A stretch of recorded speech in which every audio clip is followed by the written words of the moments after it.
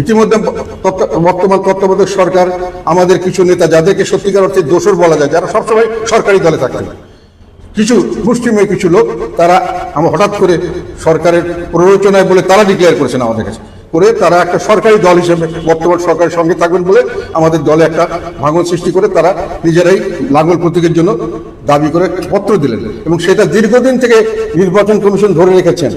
এখন পর্যন্ত ওটাতে কোনো নিষ্পত্তি করছেন না।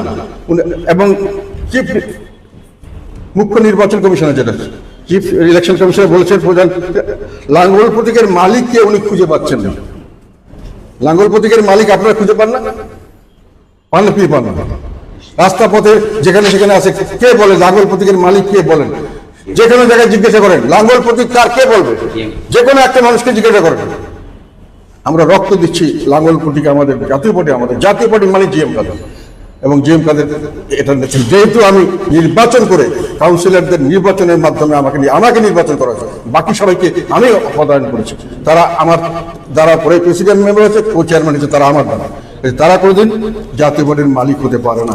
তারা আমাকে উপদেশ দিতে পারে, কিন্তু তারা আমাকে কোনো রকম জবাবদিহি করতে পারে না, যতক্ষণ যেটা আমি মানবো না। যতক্ষণ পর্যন্ত না আমার কাউন্সিলর যাকে আমার নির্বাচিত করে, তারা ছাড়া আমার কারো কাছে জবাব দিতে